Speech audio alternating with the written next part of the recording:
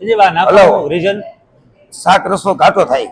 ઘાટો લસણ ડુંગળી નો આવે ને, હા, એટલે જૈનના કોઈ પણ શાક બનતા હોય ને એમાં માઇનોર ચણાનો લોટ ની બધું નાખતા હોય. મોજમાં જે રસોઈ બનતી હોય. આ કઠોળ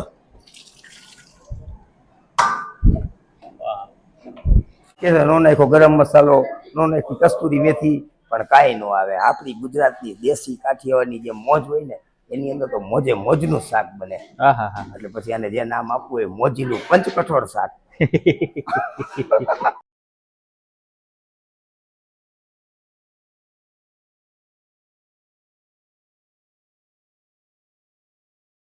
જય માતાજી, જય મોગલ, જય શ્રી કૃષ્ણ, જય દ્વારકાધીશ. તમારા માટે રેસીપી લઈ આવ્યા છે સંજયભાઈ. આજ કઈ વાનગી છે તમે કીધી હમણાં? જય અન્નપૂર્ણા, જય જીનેન્દ્ર, જય દ્વારકાધીશ, મહાદેવી સાપેતીશ. એટલે આજે રેસીપી છે અત્યારે પંચકઠોળ શાક, અને પંચકઠોળ શાક બનશે ખાટું ને મીઠું. આજે બધું છે ને ગુજરાતનો વઘાર છે, એટલે આને કોઈ નામ આપણે અલગ નથી બનતા, ફૈબા નથી બનતા, પણ રિયલ પંચકઠોળનું શાક બધા ખાતા જ હોય. લસણ ડુંગળી વગરનું સ્વામિનારાયણ ધર્મમાં પણ હાલે, જૈન ધર્મમાં પણ હાલે. એટલે જો પંચકઠોળ શાકની રેસીપી, એની અંદર આવશે સૂકો મરચા, આખું જીરું, હાલો ટમેટા નાખવામાં, લાલાભાઈ મરચાની કટકી, ટમેટા મરચાની કટકી, આદુ,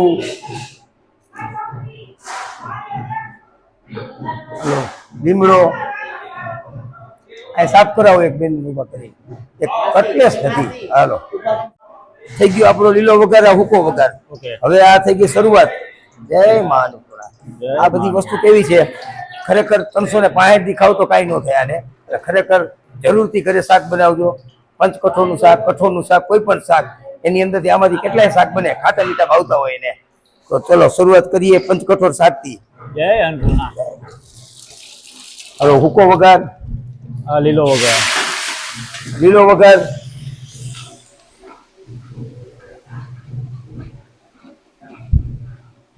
દાળમાં તાવેથો મૂકો. નાનકડી રાજુભાઈ ની ગેરહાજરીમાં બોલી જવા હોતરાઈ છે. રાજુભાઈ ની ગેરહાજરીમાં બોલું, મારો ભાઈ છે ને હોતરાઈ ભાઈ, એટલે આ હોતરાઈ છે. હોતરાઈ ગઈ જો. હા હા. હવે છે ને જો આ શાક ની અંદર આવશે કઠોળ. કઠોળ, આજે કઠોળ, કઠોળ છે, ચણા છે, પીળા ચણા છે, મગ છે, ચોરી છે, વટાણા છે. 5 જાતના કઠોળ તમને ભાવતા હોય, નો ભાવતા એમાંથી કાઢી નાખવા. રેડી.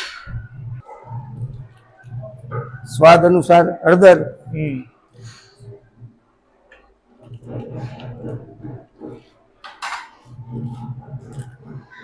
મરચું અત્યારે હાથી વાળાએ નવું શરૂ કર્યું છે, હાથી ગુલાબ. એટલે ખરેખર બહુ સારું મરચું આવે છે. અદાણીનું તો આપણે વાપરી જ છીએ, પણ ગુલાબ વાળા કે તમે વાપરો, એક કટો મોકલો. એટલે અદાણી હાથી ગુલાબ, અદાણીનું કોલર આવતું એવું આ મરચું વાપરજો ઘરે, અને કોમેન્ટ કરજો.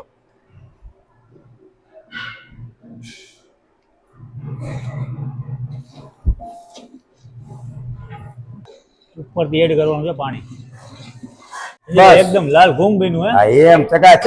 હાલો આ ગોળ, આની અંદર દેશી ગોળ. ઓકે, દેશી ગોળ. હવે આવશે ચણાનો લોટ ને કાલવી નાખ્યો છે, જેમ બધામાં ટમેટાની ગ્રેવી ની બધી બને, એમાં આની ચકાને આમાં ચણાના લોટની ગ્રેવી. રીઝન શાક રસો ઘાટો થાય. ઘાટો લસણ ડુંગળી નો આવે ને, હા, એટલે જૈનના કોઈ પણ શાક બનતા હોય ને એમાં માઇનોર ચણાનો લોટ ની બધું નાખતા હોય. એટલે પાણી નાખો, એટલે આનાથી ઘટ ગ્રેવી બને. જો જો જો જો જો પછી પાણી નાખો, જો નાખો. બસ બસ. જો આ શાક એક રસ થતું જાય છે, રસોઈ પણ એક રસ થતો જાય છે. અને આ રસાની અંદર બેસીને જો અહીંયા નજર કરો, જો કેવો રસો થઈ ગયો, એકદમ આમ જે કહેવાય ને ઘટ રસો. એમ એટલે આ એની કમાલ છે. થોડું પાણી આપું. આને કેટલી વાર સુધી પકવા દેવા? આને ખાલી 5 જ મિનિટ, જાજી વાર નહીં. ઢોકળી બની જાય. ઢોકળી બની જાય. રજીવાડી ઢોકળી. હા, ચણાનો લોટ ગમે ત્યારે નોટ કરજો, અથવા ટીક કરીને રાખજો.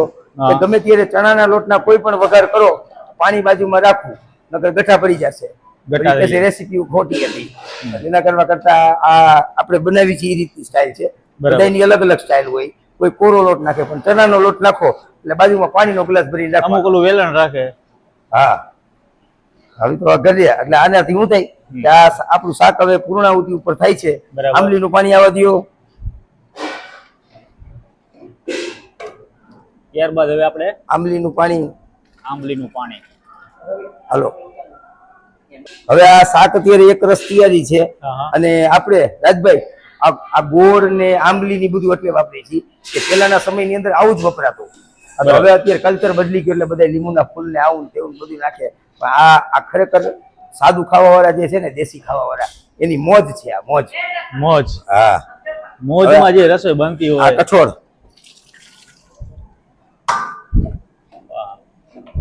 આની અંદર 5 જાતના કઠોળ અલગ અલગ પડ્યા છે. મીઠું, ધાણા જીરું પેલા ને આમાં ડુંગળી કે લસણ કોઈ વસ્તુ કાંઈ નહીં હો. જૈન 100% જૈનમાં પણ ચાલે અને 100% સ્વામિનારાયણ પણ ચાલે. બરાબર. એટલે હવે આવશે ધાણા જીરું સ્વાદ અનુસાર. ઉપરથી ધાણા જીરું. મેં તમને કાલ કીધું એમ કે હું નાનો હતો ને તેથી મારા મમ્મીએ વઘાર શીખડાવ્યા છે, મારા પપ્પાએ વઘાર શીખડાવ્યા છે. અને રિયલમાં કહું એટલે અમુક ફેર હું મારા પપ્પાની સ્ટાઇલના વઘાર કરું, અમુક ફેર મારા મમ્મીની સ્ટાઇલના વઘાર કરું. એટલે મારા વઘાર એક સરખા નહીં હોય. તમે 5 વિડીયો જોજો. કોક ફેર પેલા ધાણા જીરું નાખીશ, કોક ફેર પછી ધાણા જીરું નાખીશ. એટલે મને ખબર ન હોય, પણ આમાં હું છે અડધી વસ્તુ મારા પપ્પાએ શીખડાવી, નૈપતભાઈ શેઠ મારા જેવા જ લાગતા, અને અડધી વસ્તુ મારી મમ્મીએ શીખડાવી. એ રસોઈયા હતા. તો સંજયભાઈ, તમારા ફાધર જે રસોઈ બનાવતા એ અહીંયા વાંકાનેર હતા કે પેલા મોરબી હતા? વાંકાનેર હતા, પણ અમે આજથી લગભગ 45 વર્ષ પહેલા મોરબી આવી ગયા. હા, હા. હા, ત્યારે વાંકાનેરના રસોડા બધા ઈ પપ્પા કરતા, મોરબીના રસોડા. મારા દાદાનું નામ હતું. કોમેન્ટ કરજો, મોરબીના હોય, બોમ્બેના હોય કે ભીખાભાઈ રસોયા, સ્ટેટના રસોયા હતા. એની દીકરીનો દીકરો હું. અને વાંકાનેર છગન ગોકળની પેઢી હતી. વાંકાનેર સ્ટેટમાં રસોઈ કરતા. એ અમારે વારસાગત. એટલે આ બધું વારસાગત વિરાસતથી હેલું આવે છે. વિરાસતથી ચાલતી આવે. હાલો, મીઠું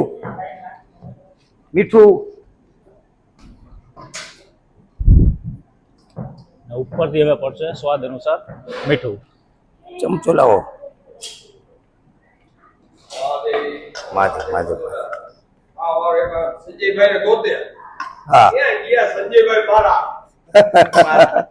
મારે ઓલા ભાણેજના લગ્ન હતા ને કાલ, મોહારું હતું, પછી આજે લગ્ન છે, જામનગર જાન લઈને ગયા છે. એટલે બધું કોથમરી. આ જો આ શાક હવે આપણે સ્વાદ અનુસાર બધી વસ્તુ પડી ગઈ. જો આ એક રસ થઈ ગયું છે.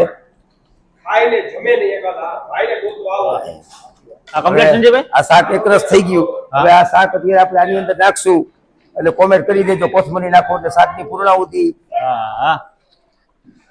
કોથમરી પડે એટલે સમજી લેવાનું ભાઈ, શાક થઈ ગયું છે 100% કમ્પ્લીટ. હા, હવે જો આમાં કે નો નાખ્યો ગરમ મસાલો, નો નાખી કસ્તુરી મેથી, પણ કાંઈ ન આવે. આપણી ગુજરાતની દેશી કાઠિયાવાડની જે મોજ હોય ને, એની અંદર તો મોજે મોજનું શાક બને. હા, હા, હા. એટલે પછી આને જે નામ આપવું હોય, મોજીલું પંચકઠોળ શાક.